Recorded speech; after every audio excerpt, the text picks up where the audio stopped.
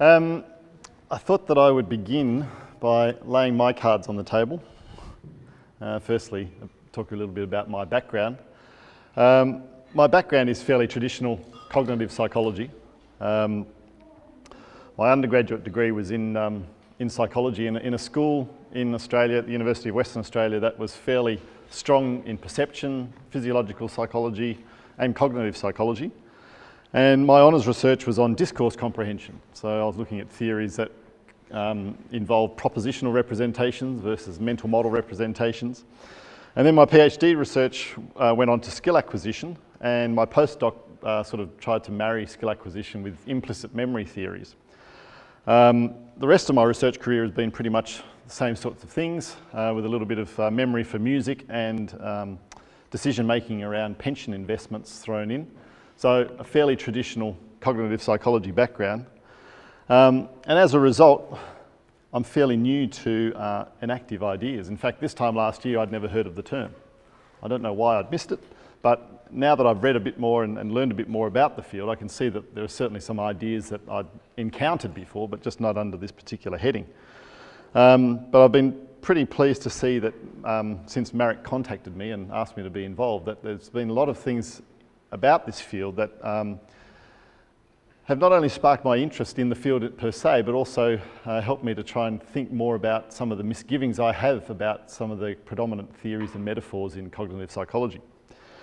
So although I'm fairly naive as far as enaction goes, or enactive psychology, I'm hoping to present some things, some information about skill acquisition today that could be useful for anyone who's working in the field, but also might be of interest to anyone who's, say, from a traditional cognition background like myself, who also has similar misgivings.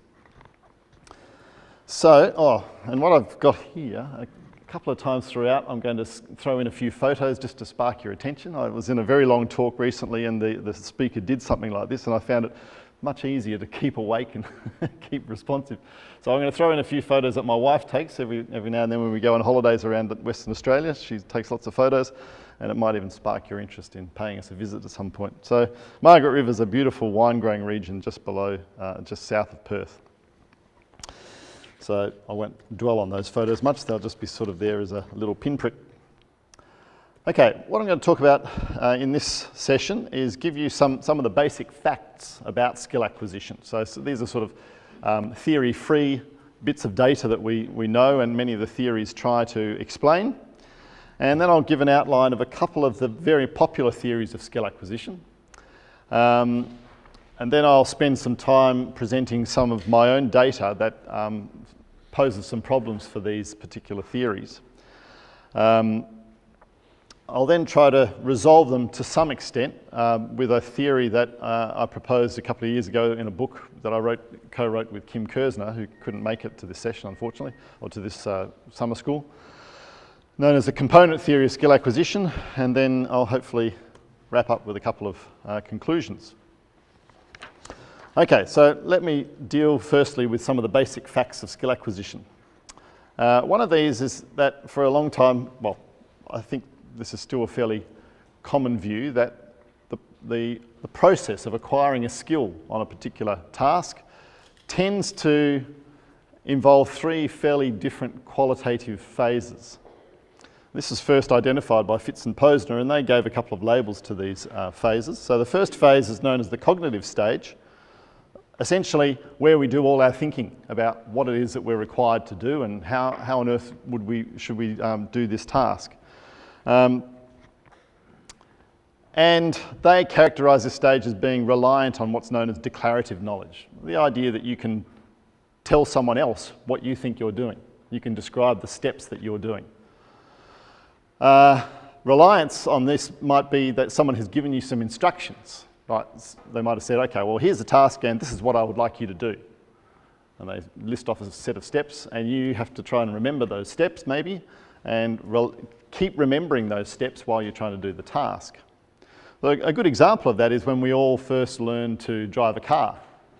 Whoever's teaching us, might be a driving instructor or an exasperated parent, they might have said something like, okay, there's a clutch, gears, accelerator, to change gear, you need to push your foot down slowly on the clutch, and then when you've got it in gear, you need to release that whilst at the same time pushing down slowly on the accelerator. So that's a list of instructions. Now, the poor driving student has to try to remember those instructions whilst doing that, whilst of course doing other things. So it's pretty clear what makes tasks difficult when you're first learning them is keeping all of that sort of stuff in your mind whilst doing the task, whilst trying to keep the car on the road, not smashing into other people. So performance at this stage, you might be able to do the task, but it's going to be laden with errors, make lots of mistakes, you're going to forget things, you're going to do the wrong things. But occasionally you might actually do the task, but by no means would anyone say it was skilled. So in other words, you might be able to change gears, but in the process the car might jog around a lot, or you might actually get the car moving, but no one would say you were exhibiting skilled behaviour. However, with a bit of practice, you might move into what's called the associative stage. And two major things happen in this stage. The person acquiring the skill detects or learns to recognise what an error is and begins to eliminate those. So coordinating the gear, the pedals in the car, for instance, becomes a lot more error-free.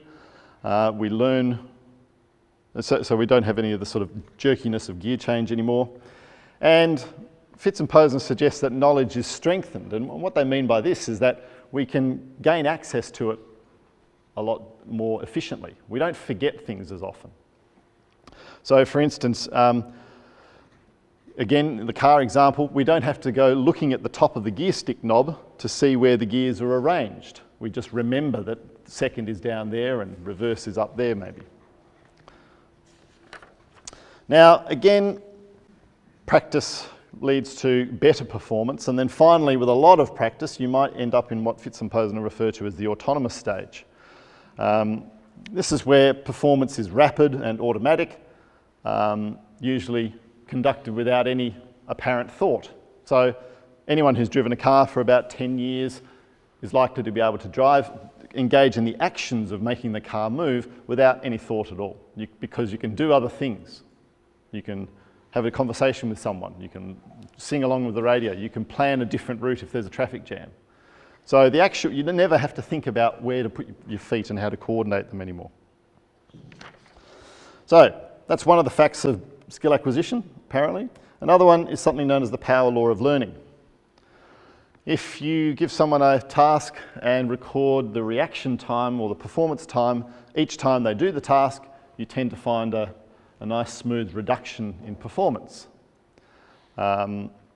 This curve has a very characteristic shape to it, so that improvements early on in practice are quite dramatic, but the more practice you have, the improvements that you get tend to get smaller and smaller. So it's sort of law of diminishing returns. So that's plotted on a log-log axis. If you replot that data on log-log axes, you get a straight line. So that gives rise to the typical descriptions of those curves with this sort of a formula. So the time to perform the task is a function of practice raised to some exponent with a negative, that's negative. So that's where the reduction in the time comes from. So that's where the term power law comes from. Some people claim that this is possibly one of the only laws in psychology because you see it, it's so ubiquitous. So this is a classic bit of data that's often trotted out to demonstrate this. This is plotted on log-log axes, so it approximates a straight line up to a point. It shows the data of one person operating a cigar rolling machine. So this was collected data from quite some time ago, middle of last century. And you can see that this person, after 10,000 cigars, was taking around about 25 seconds to complete a cigar, but after about 1 million cigars, so after 1 year, they'd got down to about 6 or 7 seconds. Interestingly though, after about that point, it tends to level off. And the reason for that is that it didn't appear that the person lacked the ability to learn anymore. It was that they had reached the limit of the machine that they were operating with. It just wasn't possible to make this machine work any faster. than about 6 or 7 seconds. So this is what's referred to as reaching an asymptote, and then the power law is often given an asymptote, just that x value there, to show that there are sometimes limits to how far we can learn.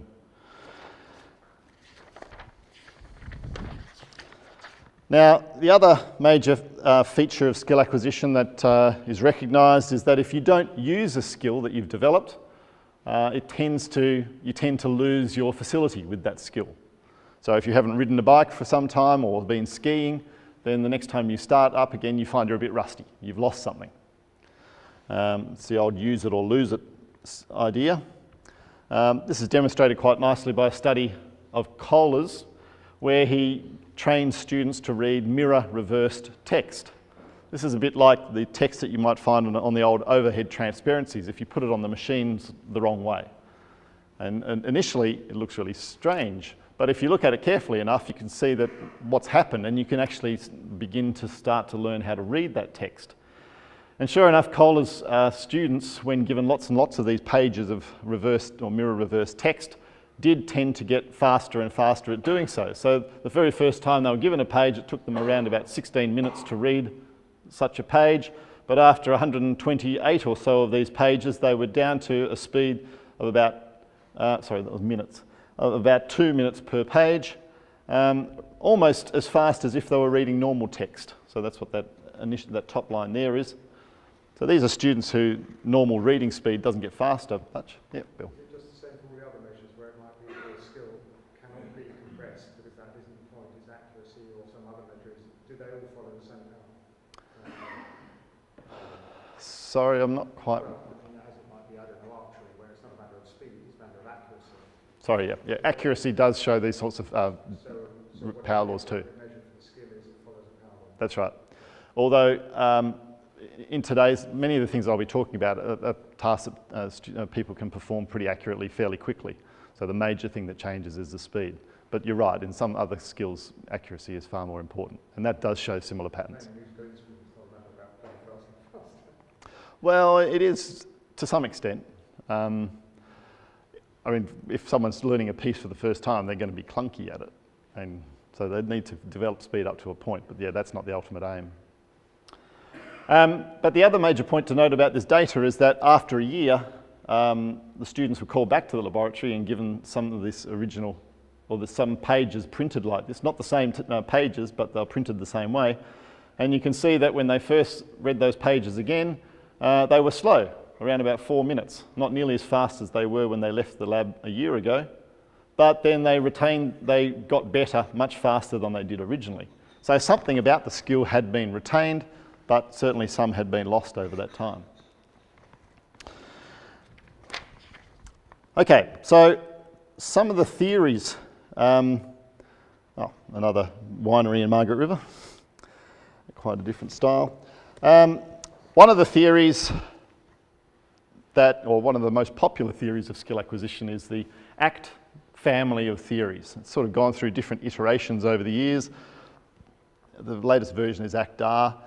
But the skill acquisition part of it hasn't really changed for probably the last 20 odd years, I'd say. Anderson's really been focusing on other things. He proposes this theory as a unified theory of cognition, so a theory of everything, if you like. But I'll just focus on the skill acquisition part. In this theory, Anderson makes a distinction between declarative and procedural knowledge. What do I mean by that? Well, in essence, declarative knowledge is a bit like knowing a fact. So if someone asks you about road rules, you might be able to say to them, well, if you see a red traffic light, that usually means you should stop. So it's more like a statement, whereas procedural knowledge is converting that declarative knowledge into something that allows you to perform an action under certain circumstances. I mean, semantically, they're equivalent, I would suggest, but the theory takes great pains to emphasise how different they are, because in fact, when someone becomes skilled and develops this sort of procedural knowledge, they're said not to necessarily be verbalising it at all. It's what the system is operating on, but it's not necessarily conscious knowledge, whereas declarative knowledge is apparently supposed to be conscious. So the process of skill acquisition is changing declarative knowledge into procedural knowledge. How does it do that? Well, how do we do that? Well, with practice, we would normally start off a task somehow with some sort of declarative information about what to do. Now that could come in a number of different forms. Someone could tell us what to do, we could read about it in a book, we could engage in trial and error and work out a way that seems to work. But somehow we need to have almost a set of instructions for how to perform that task. Then the theory suggests that we apply what are known as weak problem-solving methods in order to know how to proceed, how to work with things that we haven't necessarily experienced before. So weak problem-solving methods, this is a term adopted from artificial intelligence. It basically means methods that can be used in general contexts. They're not tied to any one particular context. I'll give you an example of one in a moment. And then there's some process such as compilation, a bit like compilation in a computer science sense, to develop productions, which are the mental representations of procedural knowledge. And I'll go through a couple of examples to show you what Anderson means by all of that. Imagine that a student in school was learning how to solve algebra problems, such as 79 equals 3x plus 4. You can imagine a situation where the teacher might demonstrate how to do this, how to go about solving this sort of equation. So the teacher might say that there are a couple of steps in solving this problem, and one step is to try to get the x term on one side of the equation, let's say the right-hand side, and all the other numbers on the other side. So the easiest way to do that in this particular case is to eliminate that 4 from the right-hand side, and you can do that by adding the negative of that value, negative 4, to both sides. So the teacher demonstrates how that occurs, and you get some sort of intermediate position, 75 equals 3x. Then the teacher explains that there's a second step, and that's to try and get the number in front of the x, the coefficient, the 3 in this case, to try to eliminate that, and you can do that by dividing both sides by 3, and then you end up with a solution of 25 equals x. Now, according to the theory, this would be declarative information, how to do the task. The teacher then gives the student a new equation to solve, and the student says, okay, well, this looks similar to the last one that the teacher gave. Maybe if I follow the same sort of procedure, I'll come up with the answer. So this is an example of applying a weak problem-solving method. Analogy is considered a weak problem-solving method because it's context-free. You can use it in all sorts of contexts. So the student remembered that the teacher had isolated the x term on one side and did that by adding the negative of the number that was added. So in this case, it would be adding negative 5 to both sides, and we end up with 80 equals 4x. Student thinks that that's looking good, and then the teacher also got rid of the 4, or the coefficient of the x term, by dividing that value on both sides, and the student is able to solve the problem. This just illustrates that the idea is that the student has to remember all of the instructions in order to know how to proceed. So in this case, it's obviously an idealised situation. The student gets it right, follows the instructions, but you wouldn't say that the student has any sort of skill in doing this. They've had to, it's very labour intensive, they've had to remember a lot of stuff in order to be able to solve the problem. What Anderson says goes on from there is that with lots and lots of practice of that type, a process of compilation might occur, and part of that involves converting that declarative knowledge into what he refers to as productions. Now, I'm not going to labour this point too much, but these are productions in the ACT-R theory.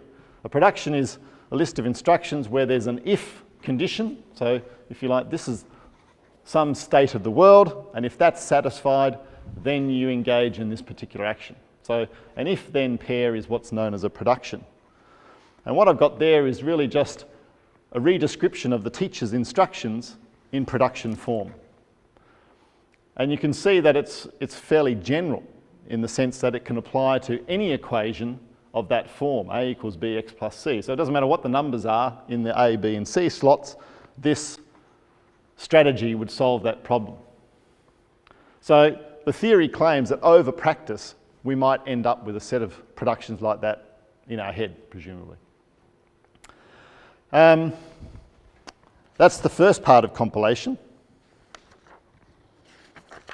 The second part is that with more practice, those sorts of productions could in fact become more and more efficient. We might find that there are shortcuts that we can make, and therefore we can eliminate some of the productions from our strategy. So if I just quickly go back to the list there, if you look at items 2, 3 and 4, this idea of setting up sub-goals and then executing those goals could be compressed into one production that does the lot. So if your goal is to isolate x on one side, then add negative c to both sides and then divide both sides by b. And ultimately, with a bit more practice, you can compress that one with everything else until you just have one production that does the whole task for you. If your goal is to solve for x in an equation of the form a equals bx plus c, then you simply subtract c from a and divide the result by b. Now, anyone who's an algebra expert out there would probably have thought, well, of course, that's what you do. Why did you go through that incredibly long-winded strategy that the teacher explained? It was interesting, when I was an undergrad student, I tutored high school students in maths doing these sorts of problems. And students would show me the work that they were doing in class and go through the problems that the teacher had given them. And they would go through that long-winded strategy. I said, no, you don't need to do that. Just do this. Just subtract one thing from another and divide by everything. And they looked at me very skeptically. They said, no, it sounds like hoodoo. We can't do that. So it's interesting how an expert and a novice really talk different languages. And according to the theory, at least, I, in my head, had this production going. The student was lucky to have any productions in their head, and we really couldn't see eye to eye. So it's really a matter of trying to put yourself in the position of the novice. Now one important aspect of the theory is that this goes some extent to explaining why people get faster with practice. Effectively, with practice, they've got efficient strategies. They're engaging in fewer and fewer processing steps, so it takes less time to come up with a result. There's one other aspect of the theory that assists in that speed up, and that's known as strengthening. Effectively, this means that productions apply far more quickly if they have had success in the past. So a production is strengthened each time it's successfully applied, and a strong production applies very quickly. So Anderson spends a lot of time showing how those two processes can explain the power law of learning. Now, there's a lot more about the theory that I could talk about, but we don't really have time. So what I wanted to do now is just compare that theory with a different theory, quite a different theory, but also designed to explain some of the same things. So this is the instance theory of Gordon-Logan. It's quite a simple theory compared to Anderson's, really. It can explain a lot about skill acquisition simply on the assumption that what happens when we practice a task is that we gain more and more knowledge. And three specific assumptions apply there. The first one is that every time we engage in a task, we encode something about that experience. So something is stored in us, and we've really got no choice about that. It's just a product of attention. In addition, every time we pay attention to something, anything that we have engaged in the past that is similar to this new situation is retrieved or is accessible to us. And when the episode is finished or as part of completing that experience, something is stored anew. In Logan's terms, an instance of what went on is stored in us. So effectively, he says that when you are skilled at performing, you are retrieving past instances, and they are helping you in your new performance. So how do we acquire a skill? What goes on? Well, according to Logan, we start off performance with some sort of algorithm. So if we don't know how to perform a task, somehow we're given instructions or whatever. He doesn't actually go into that too much. He said, look, I'm not really interested in how we get started. My interest begins once we've got started. So a lot of the stuff that Anderson talks about, Logan just ignores. But what he is interested in is that when we do start performing the task successfully, every new processing episode is represented as an instance. And the more processing we engage in, the more instances are stored. And he says that at any one point in time, how we perform a task could be as a result of executing the algorithm we've been provided with or remembering a past solution. And the very important point is, well, which is it? What's going to determine processing at on a particular trial or a particular episode? According to Logan, there's a race that goes on. An algorithm takes a certain amount of time to execute, but so too does retrieving a memory of what went on in the past that was relevant. And he also suggests that each instance has associated with it a retrieval time. Some are very fast to retrieve, some are very slow to retrieve, and there's sort of a bit of a distribution, a little bit like a normal distribution of these retrieval times. And that as we gain experience, as we store more and more identical instances, this distribution expands, a little bit like pumping it up with a bicycle pump or a balloon. It's a bit like a balloon, it just expands in all directions as you add more instances there. And he's able to show that that sort of idea can provide an explanation of the power law of learning. Effectively, the fast retrieval time instances are down at this tail of the distribution, and as a normal distribution increases in size, the tail expands as a power function of the number of items in that distribution. So it's a fairly neat little explanation of the power law of learning. He was also able to predict that the standard deviation of performance would also follow a power law, and people didn't really know that before that, and so that prediction was found to be supported by data. I just wanted to give you a feel for how this works with particular tasks. One of the tasks that Logan used was something known as the alphabet arithmetic task. Very simple task. You give people statements like a plus 3 equals d or c plus 2 equals g, and they have to say yes or no. Does that fit the alphabet? So if you start at the letter A in the alphabet and count 3 places forward, do you get to the letter D? So the answer to the first one would be yes.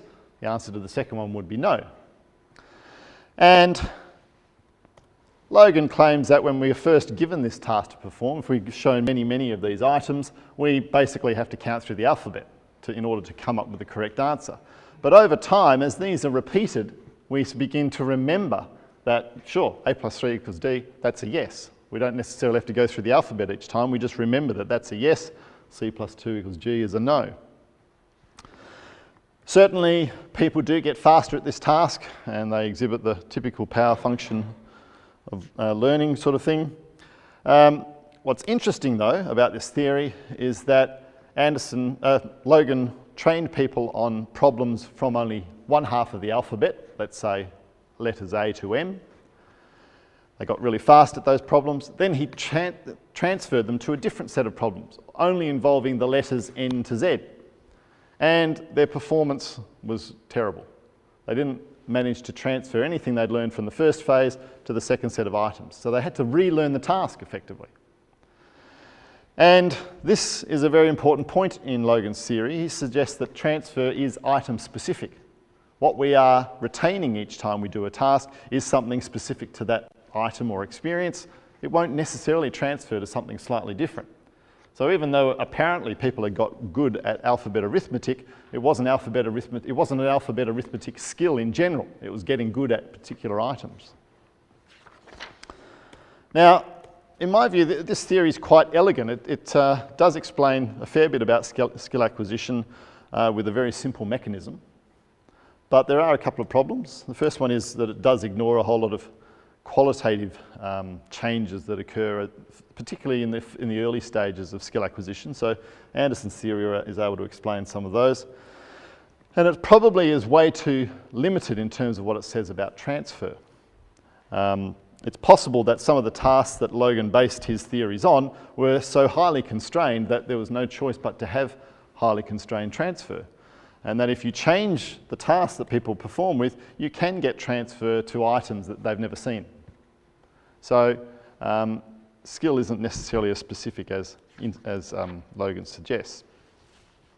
Okay, well they're the two theories that I wanted to focus on in a nutshell. What I wanted to move on to now are just some of the problems that I've identified with those two theories and theories like them. Oh, nice little turtle from Shark Bay.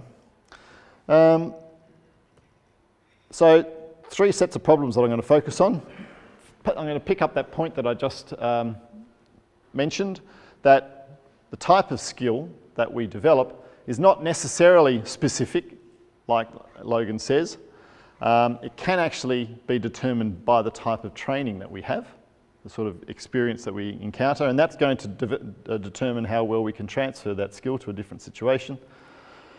And that will sort of morph nicely into some context effects in transfer. Our ability to transfer a task can be affected by the context we're performing in.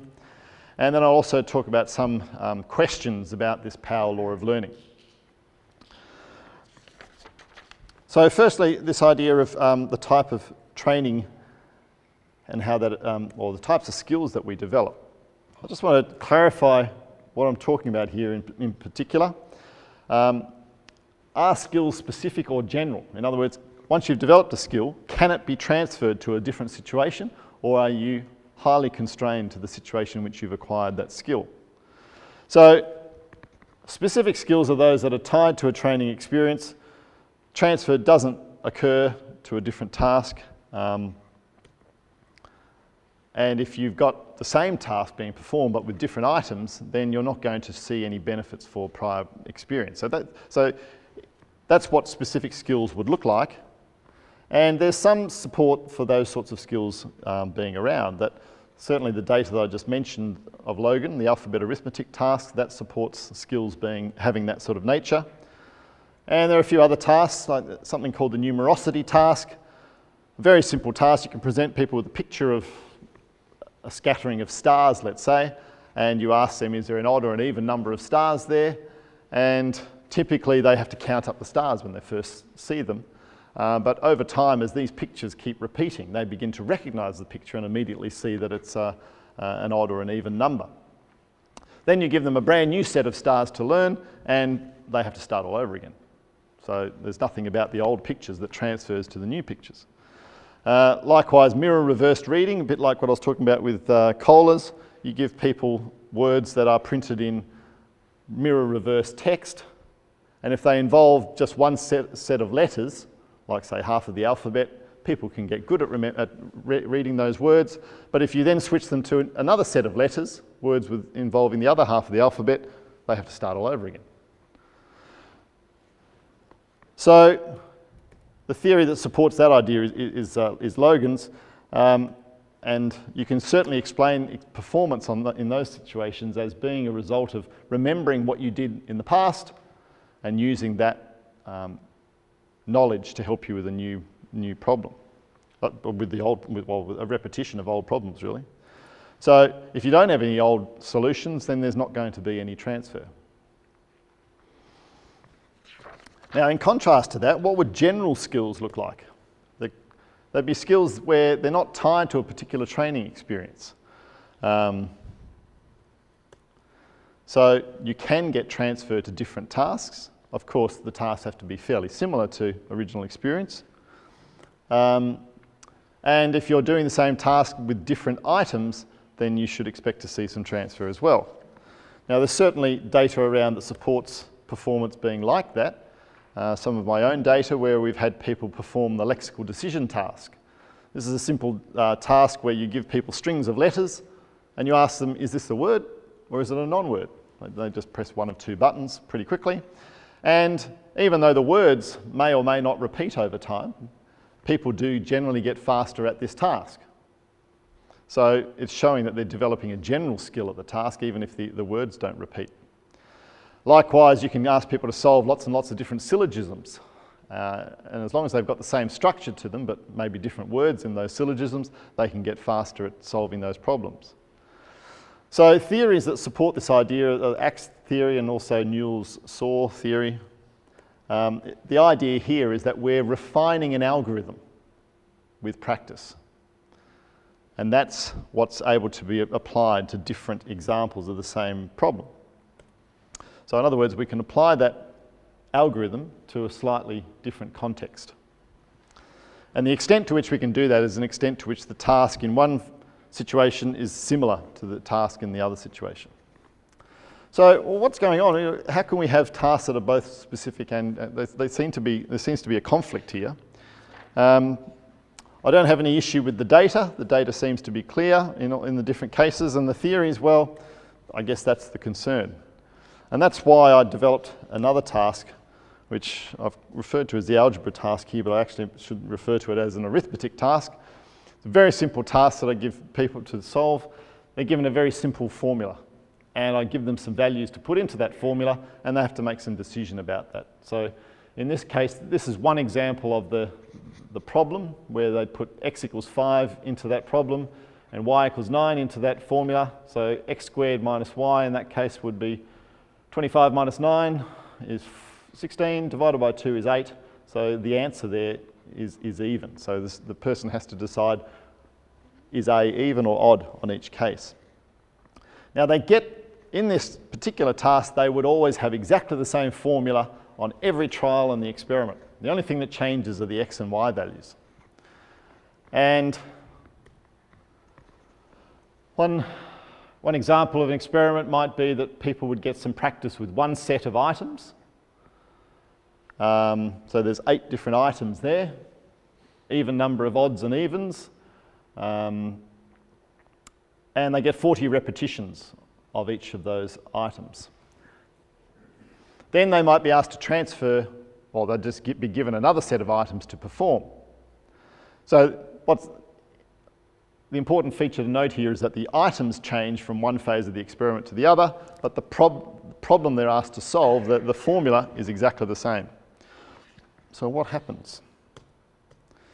Well, we get this typical power function learning in training, so they get really good at performing this task from around about 11,000 milliseconds, so 11 seconds to do one item, or after about 40 repetitions they're down to about 2 seconds an item.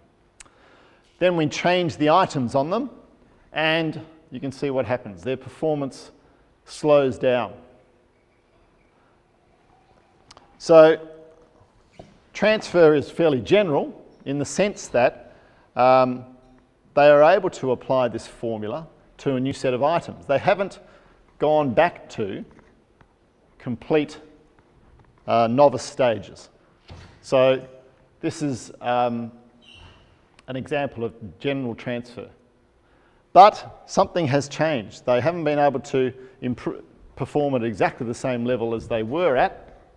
They have been slowed by the change in items. So something about their skill is clearly specific to the items that they've been practicing with. Now, one concern that I had with this was that people just the general part might have just reflected them getting more comfortable with the experimental situation.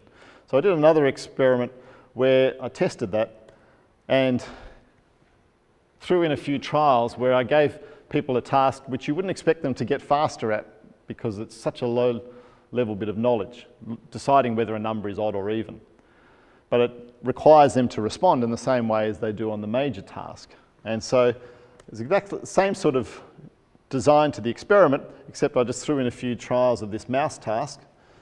And you can see that, so this part here is exactly the same as the first experiment, but I just did a couple of measurements to see how they were going on that task. And if you look at the data, you get exactly the same data as I had before, but these little X's down here represent how fast someone is on the mouse task. And you see that they don't really change on that. So they're not generally getting better at doing these sorts of tasks at a very general sense, but we're still seeing exactly the same sort of slowing, but not as fast and not as slow as they were when they first were naive to this task.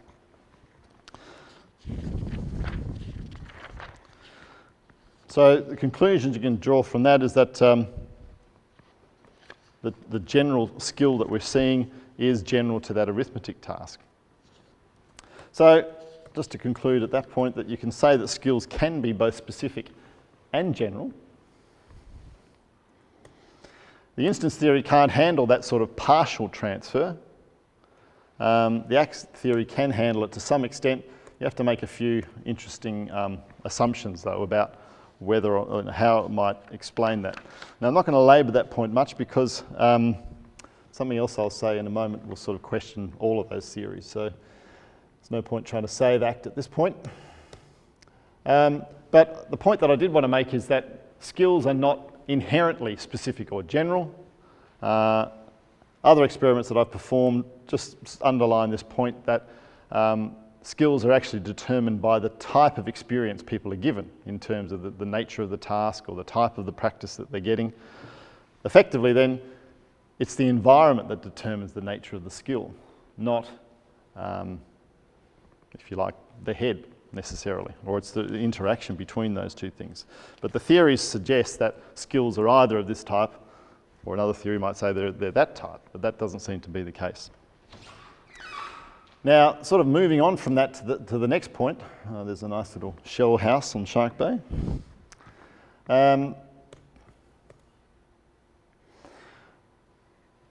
What I did in this next task, next experiment, it was exactly the same sort of task as I've shown you, but what changed in the transfer phase was that I didn't change them to a completely new set of items. Some of the items were old, so they'd already been practicing them in the first phase, and some items were new ones.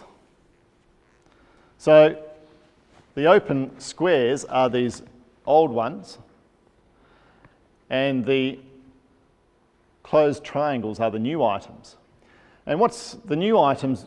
The performance on there is exactly as we've seen in the previous experiments, that they are slow. They're not as fast as they were at the end of training, but then nor are they as slow as they were at the beginning of training. So there's this sort of in-between partial transfer you see there. So that's the same result as we've seen before. What's very interesting, though, is what happened on the old trials. So these are items that they've been practicing for a long time in the first phase of the experiment. But you throw in a few new ones, and then suddenly performance on the old items gets slowed. Now,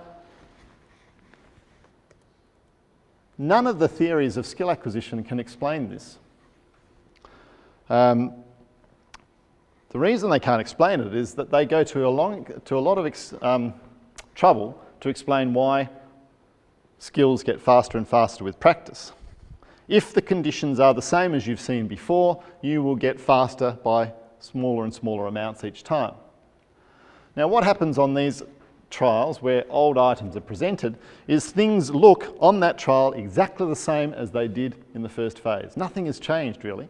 The only thing that's changed is the general context, that occasionally there are other trials going around, items I haven't seen before. But on that particular trial where an old item is presented, effectively it's exactly the same thing. So your old skill should be executed in the same way as it used to, or if you like, even a little bit faster than it did. But something has made people slower on the old items. And it's not just a shock, oh, things have changed, new items have been presented, because you can see it takes them quite a number of repetitions before they begin to get back to where they were. So it's not just, oh, something's changed, oh, okay, I can deal with that. It's a gradual recovery of their old skill. And this sort of leads me to the next major problem that I wanted to focus on with the skill acquisition theories, and that is that changes in performance context can bump people off their learning curves, apparently. So there's a series of experiments that demonstrate pretty much the same point. This series of experiments looked at giving people a bit more involved arithmetic. It was set up as the task they're doing is to analyse a sample of water, and they're given some data about a sample of water, some data about how many solids are there, what sort of algae is there, what lime content, maybe toxins. And there are some equations that they have to apply to that data in order to prepare some results. So effectively they've got some data, put that data into equations, simple arithmetic equations, and then write down the results. Now these equations come up if someone holds the mouse over them, otherwise they're just listed, they know that they're underneath that item. And this enables me to record reaction times at various points along the task. And they have to perform these different calculations in an order. They can't skip the stages, but each time they enter a number into a box, they have to click on that button, and that tells me how long it's taken them to calculate that part of the trial. Now, what happened in one particular experiment was that in the data section, the toxins part wasn't shown during training, and nor was this marine hazard and overall quality part. So the line sort of indicates that those bits weren't there during training, and nor were a couple of the equations at the bottom. But then the transfer version of the task, those new bits were added on. So effectively, when people are doing the first three calculations of the experiment, of the task, in training, the window looked a little bit, there wasn't as much stuff there, but in transfer, new stuff was added on, but the old bit looked the same. And what I was interested in was, how does performance on these old bits, the first three calculations, how is that affected by having to do them in the context of having to do some extra stuff later on in the trial? So the data is a little bit like the previous experiment. If I'm just measuring, so we had two different groups of people. The control group, they just did the same three calculations the whole way through, and you can see their performance just follows one big long learning curve. The experimental group, however, they did the three calculations, then they did 5 calculations. But if we just measure their performance on the 3 calculations, in training it just mirrors what happens with the control group. But in transfer, on those same 3 calculations, they're suddenly more slow. And you can see this is expanded a little bit here. You can see that their performance not only gets more erratic, but slower above the predicted power function that's extrapolated from here. So it's pretty much the same sort of idea that I showed you in the previous experiment. So doing exactly the same thing in the context of some new stuff slows people down. Even on things that you would expect people to be very, very skilled at. So some honours students of mine performed an experiment where we're looking at how well people could respond to very simple times tables questions. What's 6 times 2? In training, we were only focusing on those particular problems. So if you like, the major focus was how well people could perform 6 times 4, 6 times 5, those sorts of problems. But in the transfer phase, we mixed it up a bit. We still had those same problems, but we also threw in some other problems that varied in how they were related to those original problems. So in some cases, like the operand reversal problems, they would also get some problems where instead of seeing 6 times 2, they would see 2 times 6. Or some more complicated ones that you might even need a bit of paper to do, some people, 6 times 26. So they're quite difficult problems to do. So we weren't so much interested in how well people performed on these distractor tasks, but they were just thrown in randomly with the tasks that we were focused on, the 6 times problems. This is some of the data. You can see that, so this is just performance of the 6 times multiplication problems, and there's not a lot of learning going or improvement going on there, which is what you'd expect. You know, these are adult people, they shouldn't get too much faster with practice on those sorts of problems. But then in the transfer phase, if you throw in some of the distractor tasks, performance on the 6 times problems in some cases does get disrupted. So there's a couple of cases there. What's that one? The operation change problem and the symbol change, and dramatically so in the more complicated problems. So we're still only measuring performance on the 6 times problems, but having these other problems in the context really changes their performance, slows them down dramatically. When I tried to publish this result, I had someone from the Anderson camp suggest that having people do these sorts of problems intermittently add so much time, because it takes them that long, that their skill on the 6 times problems must be decaying. And that's why they're slowing down a lot. Now, I thought that was drawing a long bow because it only takes these people a few seconds to do that. But anyway, so I performed a different task where, same sort of idea, we're interested in how people perform on that task, but in both training and transfer, we then got them to do something extra at the end. So in the training phase of the experiment, they might have been adding 2 each time and then having to come up with another response. So in the first phase, you give them 6 times 3 and they have to choose the right one. And then as soon as they've chosen, this next question pops up. They have to add 2 to the correct response, and then they have to choose another one. And then in transfer, they might have had exactly the same problem, but instead we might have been subtracting 2 each time. So in other words, training and transfer, same idea. The only thing that changed is whether you're adding 2 or subtracting 2. And ultimately, we're still only focusing on how people perform the 6 times 3 problem. And we get the same sort of result. We get this disruption in transfer. And when we broke that apart a little bit, just to look at a trial-by-trial improvement in transfer, you can see the very first one, there is no disruption because they haven't really seen the next part yet. But then the next trials where they've noticed that something's changed, from one trial to the next, performance gradually recovers. So we're talking small time frames here, so improvement is also, I guess, much faster, but nonetheless it still is gradual. It's not a recovery from shock idea. So just summarising that bit.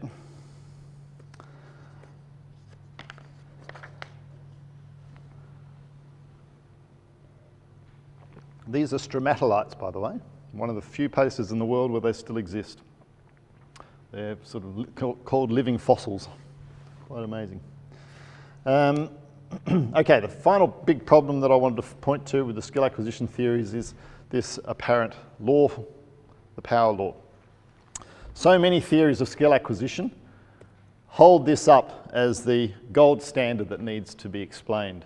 So in other words, the view is that any skill acquisition theory worth its salt must say something about the power law of learning, and you must have an account of it.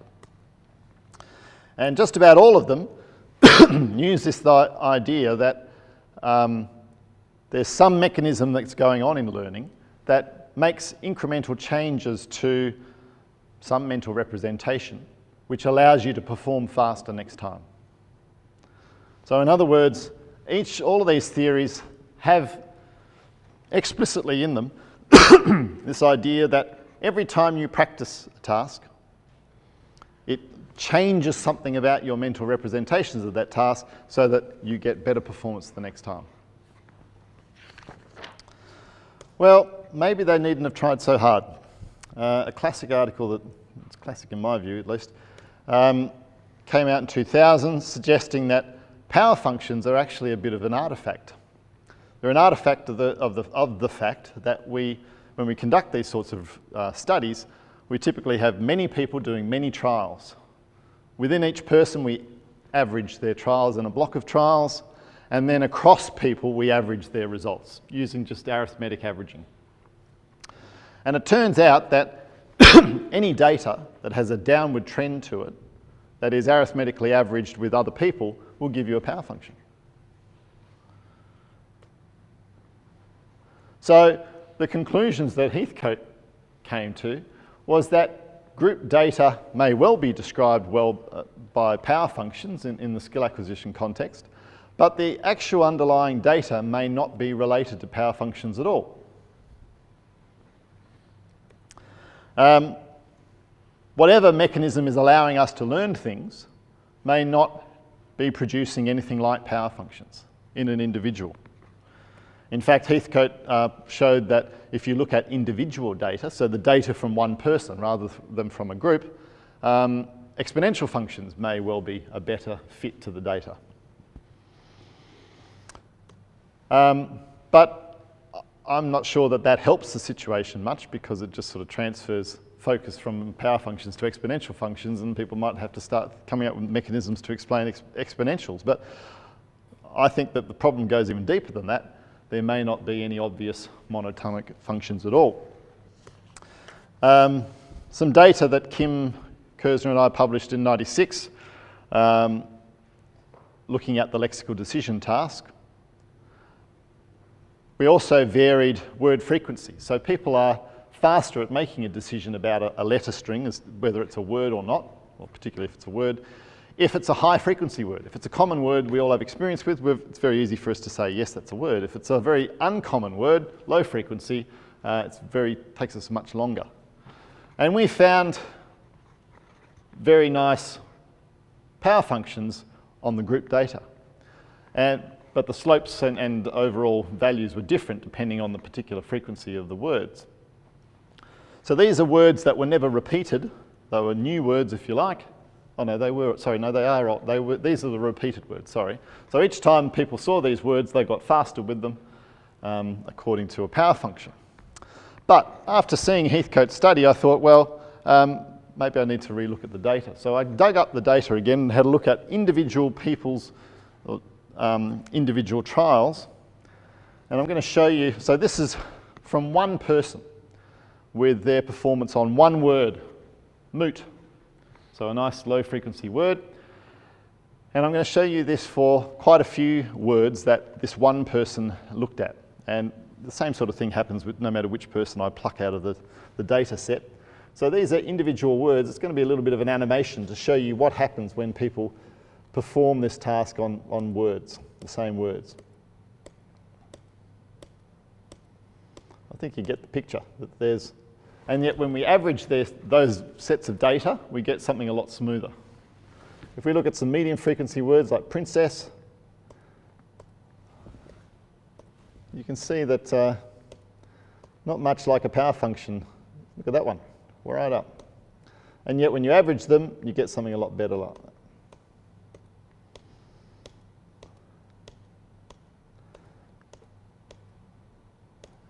So there's no obvious monotonic learning functions in individual item data, at least in the lexical decision task. But when you average them, you do start to get smooth learning functions. And that was just averaging within one person. Obviously, if you average them across people, you get something even better. So the question is sparked by this, that should any model of what's going on here when people are getting faster with performance, should we try to account for smooth learning? This arithmetic task I showed you earlier, that was the sort of data that we came up with in training phases, let's say. But if you look at an individual item in an individual person's data, that's what it looked like. Another item, third item, so that's a bit more like a learning curve, but the others weren't. But if you average them, you get something a bit closer. So I only averaged 3 items then, but if you averaged 8 items, let's say, you get something a lot smoother. But the same conclusion can be reached here, is that there's no obvious monotonic learning functions in individual item data. Again, should we come up with models that predict smooth learning? I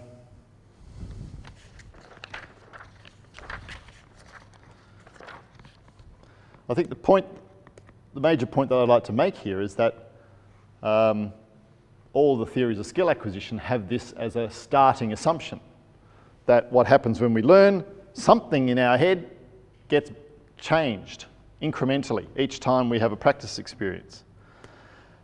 And everyone knows that we have this sort of error, or noise if you like, is probably more accurate, in the data. But it's treated as error, something to get rid of, something that's not, it's sort of clouding what we're trying to be looking at. But it suggests that this ideal of smooth learning is something that everyone starts off with as an accepted truth, and that error is something that is a bit like, is nuisance, that we need to try to eliminate by a process of averaging. Now, it's an interesting point, and I'm going to take a slight digression here.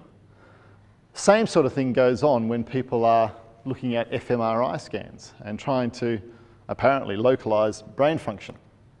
You've all seen pictures like this, I'm sure, where certain coloured regions indicate high activity, other colours indicate much lower activity. But this is very, very noisy data that people work with. extremely noisy data. In fact, the first thing that's very obvious is that people's heads aren't the same size. So when you take scans across different people, you have to average the size of their heads. You have to fit them into some ideal head size in order to be able to combine the data. You then have to average over many heads and many trials. And you also have to do something very interesting, and that is to adjust the threshold of activity until you can only focus on high activity areas. So people working in this area tend to focus only on areas of high activity. But it's very important to note that low activity does not mean zero activity. There's no point at which the brain is not functioning or at all. It's a bit like akin to saying, oh, I'm going to study wave motion, but I'm only going to study the peaks of waves. Or I'm interested in mountains, but I only want to study the tops of them. The bottoms of them aren't interesting in terms of working out what's going on with mountains. So I think the mistake that people make when they use this sort of data to try to localize function is that they say that it's only high activity that equals the cognitive function. How do we know that? I mean, where is it written that that's the case? We could in fact start with quite a different assumption, and that is that cognitive function arrives because of activity all across the brain, and that it's different types of activity going on all in different places, but it's the totality of that activity that gives you the function, not high activity in one small part. I mean, there's nothing really to say that low activity isn't actually the important bit. Do we know that? I mean, no one knows how the activity of neurons relates to function. So getting back to my learning curve issue, but probably more an issue about, we'll leave it at learning. Erratic learning, or this reaction times that go all over the place whenever people are practicing a task, may actually be telling us something about the learning process. Rather than throw it out, maybe it's important to use it. Maybe we should accept that learning is not smooth. That's going to lead to quite a different type of theory, and that maybe the error, or more specifically noise, I suppose, is a fundamental part of the process. Individual learning curves, then, are not curves. Are we going to have time? Yep. Now, this leads to a more general point about these theories, and that is that learning appears to be a lot more adaptable than the theories I've presented suggest. Learning doesn't have a specific nature. Its nature is determined to some extent by the learning situation. And it starts to raise this interesting point about theories like, in particular, the ACT theory. Anderson comes from a very artificial intelligence, computer science background, and his theory really has the flavour of a computer with an operating system embedded in it that allows someone to learn. So his theory describes how the brain is apparently set up, and then you put them in the right situation and it can start to learn things.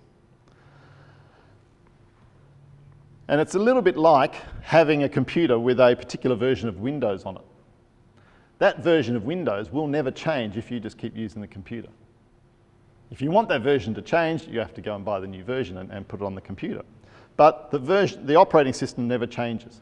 And the ACT theory is a little bit like that. It's describing the brain as having a particular way of doing things, operating, and it never changes. But it allows learning to occur, maybe in a different sort of module, but effectively the learning mechanism never changes. Now, this sort of makes me think about many of the models in cognitive psychology, not just models of skill acquisition, but many models. They don't seem to consider where these systems came from. So you'll all have seen models that look a bit like this. This one is a model of how we're able to read words that are either regular or irregular. We're able to read them out loud. And apparently, information about the word comes in at the top and goes through all these different modules, and the speech comes out at the bottom. This is a model proposed by Coulthart and colleagues, but there's never any discussion about where these systems came from. So where do those modules come from? Do they develop, or is the brain just born with them?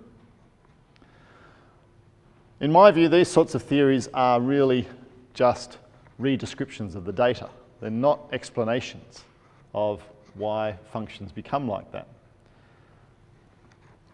And they certainly don't allow us to explain why someone is able to develop this skill. It doesn't explain how people learn that sort of a task. My view is quite different, that much of this data, and certainly plenty of other data, suggests to me that the cognitive system is one that actually does change itself as it encounters the world. It's not a fixed operating system. So the version of Windows that's in your head now is quite different to the one you started your teenage years with, because you've changed it because of your experiences. So this led me to, and Kim and I, to develop quite a different theory. It's not a fully fledged theory yet, so there's lots of holes in it, lots of bits that I'm still not sure about, but I guess it's toward a different theory of skill acquisition. And there are a couple of major principles that we wanted to try to account for in the theory. Some of the stuff I've mentioned already, but I just want to put it all together. The first one, of course, is that generally people do get faster whenever they perform a task. Whether it's smooth or not, whatever the nature of the learning curve is, isn't really important. Generally speaking, from one time, lots of practice to the end, we're generally faster after that period of time. No one, I think, would dispute that. The other major principle is that practice tends to lead to efficiencies in knowledge access. What I mean by that is that the expertise literature is full of examples where people who are expert in a domain are able to come up with an answer just by seeing the problem. They don't have to generate the answer. So if I ask any of you, what's 3 times 4? 12 just occurs to you. You don't have to add up 3 lots of 4 anymore. Whereas if you're in grade 1 or 2, you might have started working on your fingers to work that out.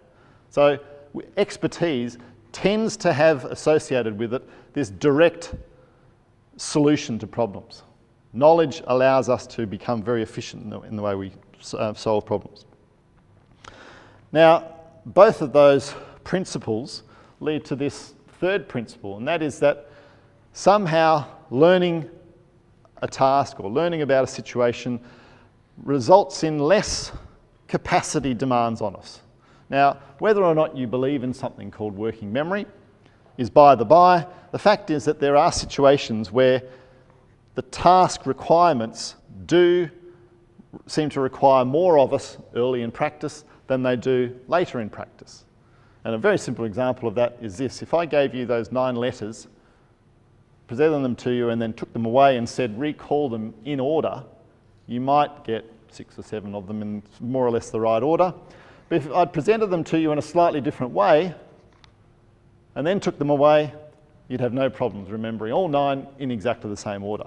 So clearly, when information connects with something we know very well, so when the letters of formulate are there in order as opposed to in a scrambled order, when that connects with something we know very well, we're able to do lots more things with it. So if I'd given you formulate plus 8 or 9 or 6 or 7 other words like that, you're remembering stacks and stacks of letters. You're able to do lots more things. So somehow the efficiencies that come with extra practice enable us to do more things if we're an expert.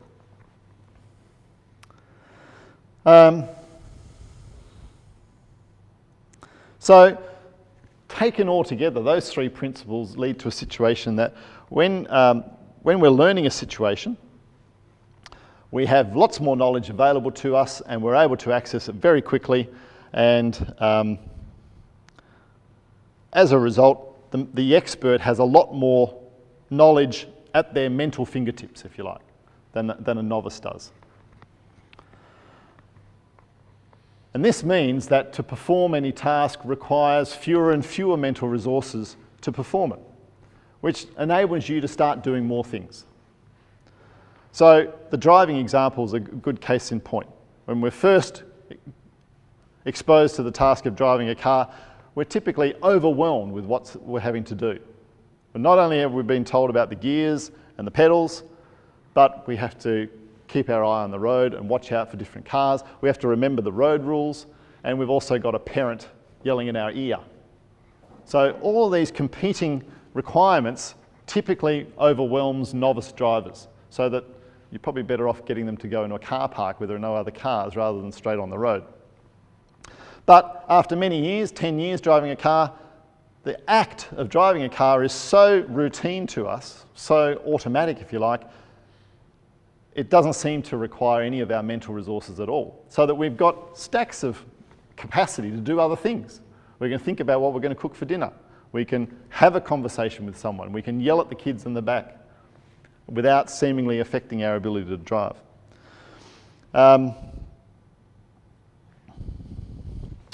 Finally, one other principle that we wanted to try to account for is that this idea of transfer, that whenever we're confronted with a new situation, it's never completely new.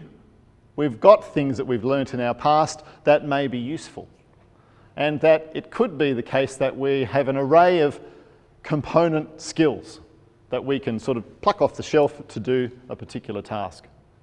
Some will be things that are specific to that type of task. Some will be things that are fairly general, like knowing how to read, for instance, is useful in many different circumstances.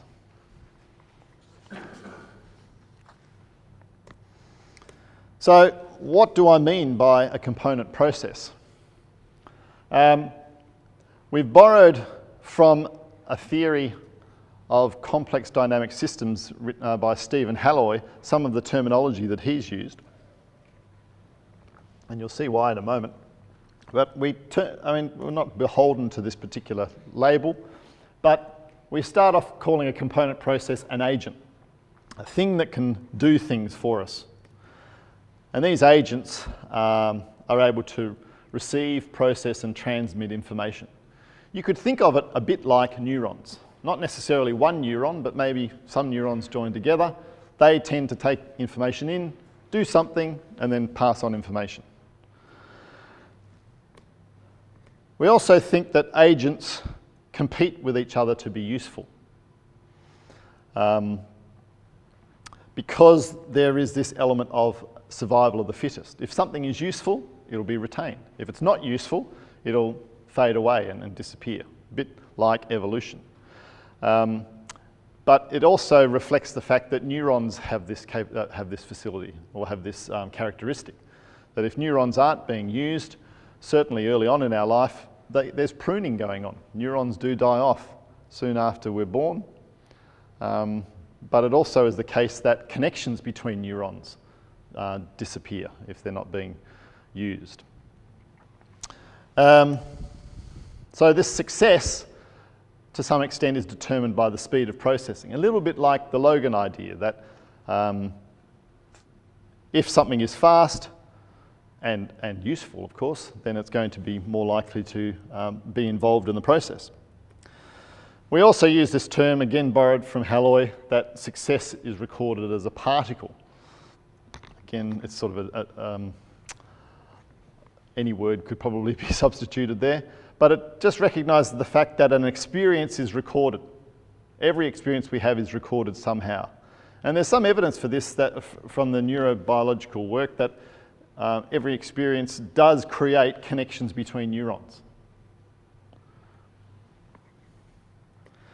Now these agents, if you like, grow through particle accumulation. I guess we were looking at a little bit like at a gravitational type view, that as these agents grow, they start to control things. They become the big boss of the cognitive world, if you like, and small agents start to fade away. Now, where some of this comes from is related to some of the work of Halloy that I've mentioned. He did a lot of work focusing on physical systems in different domains. And notice that many domains have what are known as log-normal distributions. Particularly focus on the one on the left, that if you look at the size or some characteristic of objects in a domain and you note how frequent they are, how common they are, many physical domains have this sort of a feature to them. And they often reflect the idea that there's some sort of interaction going on between items or objects in that domain. And if I show you some real-world examples, it might be a little hard to see from the back, but what we've got here are some log-normal distributions that exist in the real world, or the real universe, if you like. This represents the mass of heavenly bodies in our solar system. So there's only one really big item, the sun, and there are items of smaller size, and what are we measuring there? I can't actually read that one. Can't read what's on that one, but it's probably easier to understand with respect to nation size. So there's a small map of the world there, and if you note the size of different countries, there's a handful of really big ones, there's a handful of really tiny ones, and many that sort of vary in between. Same with major corporations in the world. We've got some that are massive, but only a very small number of them, and a huge number of small, tiny ones. Beetles in a particular ecosystem, and various other things. They all tend to follow this sort of log-normal distribution, which Halloy suggests all indicate that within those systems there's some sort of competition for space. And there's some argument that in the creation of the solar system there's tension between all sorts of different forces that would have created or had some impact on the size of the bodies that we now know. So why is that useful in psychology? Well, Halloy's theory is that many unconstrained complex systems that do involve interacting or competing agents tend to be characterised by log-normal distributions. So if you find such, you might be observing a complex system. You might even be observing two if you can see two such distributions. When Kim and I looked at this with some data that we had on word frequency, so this is basically counting up words in the English language and how often they're used, you tend to find a log-normal distribution. So there's a handful of words, not very many. Oh, hang on, which way have we got this? Frequency.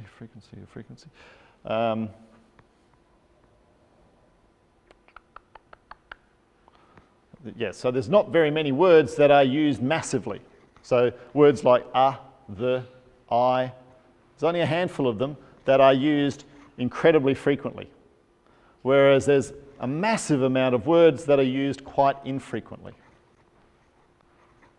Now, obviously that doesn't reflect what's going on in one person's head. It's a reflection of the way language is used across humans, but it was tantalising to say the least. So we felt that it was useful to adopt this idea of complex dynamic systems. There's a huge hand wave now, but I wanted to just jump to the part that's relevant to some of the stuff I've been talking about as far as these erratic learning curves and how our theory might sort of come to some explanation of all of that. Our claim is that behaviour in any sort of task situation results from the outcome of many component processes, and that there will be competition between any of these processes to control processing at any one point in time. But it's important to note that from one time to the next, from one experience to the next, the state of the system is different because you're no longer in exactly the same context. As soon as time passes, the context changes in some way. So that is going to affect the likelihood that particular components get recruited. I mean, things don't change dramatically from one time to the next, but nonetheless, they do change. And that will affect whether a component is seen to be relevant or not. chances are slim then that components get to be executed in exactly the same way each time because context has changed. The person changes from one experience to the next. What's happened if an item gets repeated throughout an experiment, there'll be items that occurred in between, and that is going to change the system.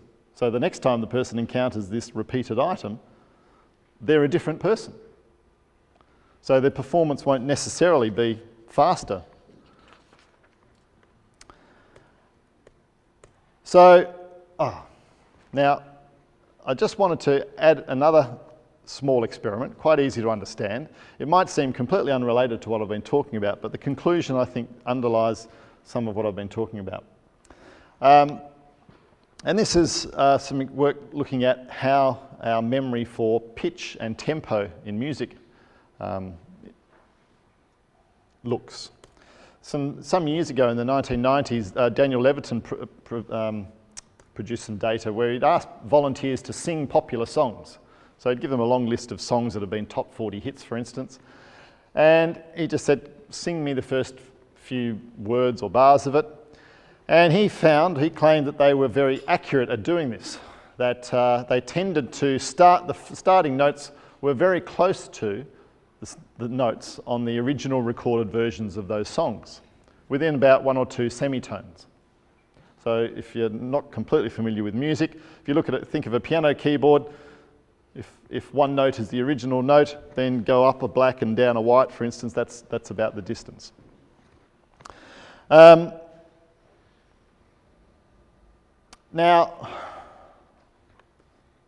so Levitin's claim was that pitch is represented in a constant form, almost as if it's sort of recorded on your brain like music's recorded on a cassette tape. It doesn't change.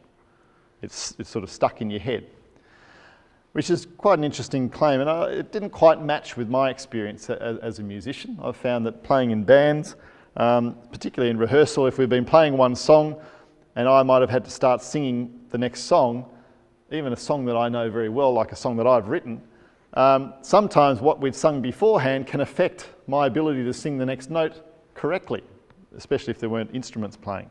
So this didn't quite match up with my experience that pitch is constant. He also found a similar result with tempo, so how fast people sing. They tended to start singing a song pretty much at the same tempo as the original recorded version. So that was a separate experiment. So I had an honours student sort of follow this up last year. She presented people, rather than ask people to sing, she just presented people with versions of the popular songs, either the original recorded version of a song, so the unaltered, or these songs were altered in pitch somehow. They were either made higher on the scale or lower on the scale by 10%. Oh no, sorry, 2 semitones, which is about 10%. These songs were played to the research participants one after the other, so as far as the person in the experiment was concerned, they were just sitting down listening to music, and each time they heard a song they had to say, is that the original recorded version or has it been altered in some way? So they just pressed one of 2 buttons. But the way we organised the experiment was in pairs of songs. Now these pairings weren't at all obvious to the participants, but we want, just in terms of organising, we would play, for instance, one unaltered song followed by another unaltered song. Or we might have played one unaltered song followed by a song that had been altered where the pitch was raised. So we had all of the possible combinations of those 3 things, and we were only focused on performance on the second item of each of those pairs. So in other words, the question was, how does performance on one song, is that at all affected by what went on beforehand? What is performance? Accurately saying whether it's been altered or not. So just correctly identifying it. And we found that in one condition, so when the 2 songs in a pair were completely unaltered, they were the originals, people were able to recognise that it was unaltered with a fairly high accuracy. Every other condition, however, they were very poor at, around about 50%. Now, this is not just a case of being able to accurately identify unaltered, because in some of the other pairings, the unaltered songs were the second of each pair. So in other conditions, I guess the most important ones were what somehow the item in the first item of each pair is somehow affecting our pitch perception of the next song. So at the very least, what that says is that pitch memory is not immutable as Levitin claims. And I've got a student currently doing the same sort of experiment with tempo, so I'll be interested to see if that comes out that in the same way. But I guess what all that suggests to me and related and all the other data I've been talking about is that knowledge, or at least behaviour, isn't fixed. It is adaptable to context, and there may not be any such thing as context-free knowledge, or at least behaviour-free knowledge. That expressing knowledge always requires some sort of behaviour, and behaviour is always occurring in a context. So my final conclusion then is that cognition, at least our claim is that it's a set of processes that achieve goals, mostly based on prior experiences, but often constructed on the fly. And that's, I think, where I'll leave it. Thanks very much.